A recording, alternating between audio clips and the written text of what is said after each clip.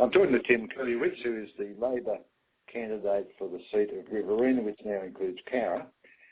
Welcome to CCN, Tim. Thank you very much for having me. Good to talk to you again, Gary. Now, you're standing for Riverina, and you're standing against an entrenched National Party member, I believe. That's right. Michael McCormack has held this seat since 2010, though the seat's boundaries, as you said, have changed quite dramatically. It used to sort of track along the Murrumbidgee River from Tumbarumba right across through Narrandera, Griffith and Leeton, and now it sort of runs vertically from Wagga north right up to Parks and Forbes, through West Wyalong, Cowra, of course, Gundagai, and a few other towns in that region. It's a very varied electorate too. It sure is, and of course I'm sure it'll only be a matter of time before people question the name, now that it has disconnected itself from the Murrumbidgee irrigation area and the river, the Murrumbidgee River at least. So I don't know. I reckon it'll get renamed Bradman in 3 years' time. That's my tip. Okay. Well, I mean, Cowra's never been in anything remotely like Riverina, so that'll be a new process for us too. It's normally been Orange Bathurst and that sort of area. Yeah, it'll be a different time. But I suppose the interesting thing for me is that means for towns like Cowra, really both the incumbent and the newcomer are new quantities, and I hope people will consider us both on our merits.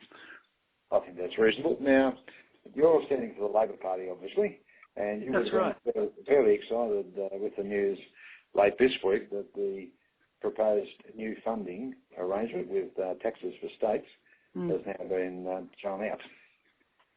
Well, look, yes, of course, it's a relief to see that what was really, in my view, an absolutely mad idea was thrown out. But unfortunately, what got lost in all the noise is that Malcolm Turnbull did say at the start of the week that he's not bringing any new federal funding to education. And that means the $30 billion cut. There goes my boy. The $30 billion cut that Tony Abbott locked in 2014 has been cut out.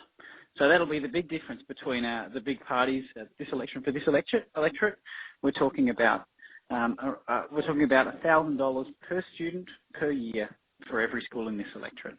Now, I believe there's a public school in Wagga that, with that Gonski funding, improved their rates or their literacy and numeracy according to NAPLAN results. Quite incredibly, for the 2 years. 5, in fact, yes. The 5 worst performing schools, and in fact, this is true in pretty much every town in the electorate. To my shame, I haven't gone through the My Schools website. For background, I've got a 1-year-old son and he's having a ball just at my feet. I haven't been through the NAPLAN results school by school for Cowra. But the lowest performing schools since Gonski have come in have seen the biggest improvement, which is exactly the point of Gonski. It's funding based on need rather than any other formula. So the schools that need the help the most are getting extra funding, extra support for those students, and it's translating to better outcomes. It's a needs-based. It's always emphasised as a needs-based funding model, isn't it? Needs-based and sector-blind, which means whether you're in a Christian school, a Catholic school, private, public, doesn't matter. You get the same treatment and your kids get the same opportunity. And I think that's what's really such a fundamental change. Until Gonski came along, Catholic, private, public, they all meant different outcomes and different opportunities for your whole life, depending on what school you got registered in. And after this election now, if the coalition were to win it, what do you think as far as Gonski is concerned? They have not committed to anything beyond the first 4 years of funding, which expires next year. So Gonski will die, and we'll go back to the old education system where rural and regional schools, our students will be finishing 1 to 2 years behind their friends, cousins, whatnot in cities.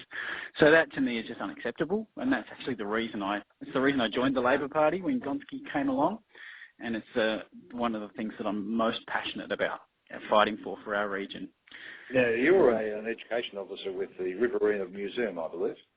That's correct. Yeah. I work with everyone from school kids right through to seniors doing education programs. Got one this afternoon, actually. And prior to that, you were working with homeless in Sydney, I believe. That's correct. Yeah, I suppose I first became aware of social justice issues when I started working for an organisation that helped out homeless people, the Rough Sleepers in Woolloomooloo. And it was just at the time of the global financial crisis. And my goodness, I tell you what, there were a lot of people who you might call, who'd made terrible mistakes in life, sleeping under that bridge. But there were also a lot of people who just had bad luck. Yeah. And that's where I sort of really got passionate about us as a society providing that safety net for people who just have bad luck. People don't choose to get cancer. They don't choose to lose a partner. They certainly don't choose to lose a child or a parent. And we should be, as a community, looking out for those people. Now, importantly, when are you going to be in Cowra where people can actually contact you? That's right. Well, I'll be there April 9th. I'll be up and down the main street and talking to people that morning and attending a few meetings that afternoon. So that'll be the next time I'm there, and I'm sure, well, if the election's in July, I'll definitely be coming through Cowra a few more times as well. And to contact you, they can get onto your, I see you've got a Facebook page. I do have a Facebook page. I should say, because my surname's a little bit ridiculous, KURYLOWICZ, you can also go to riverinaLabour.com.au. You'll find my phone number and email address and Facebook page are all there, and I'm very happy to be contacted. This isn't the first time I've run. I ran in 2013 as well, and I'm certainly very eager to hear people's views and know what they want me to know, and certainly understand more about what's going on in Cowra, what I can do for people there. Well, thank you, and we look forward to seeing you in April. Thanks very much, Gary. I'll see you there.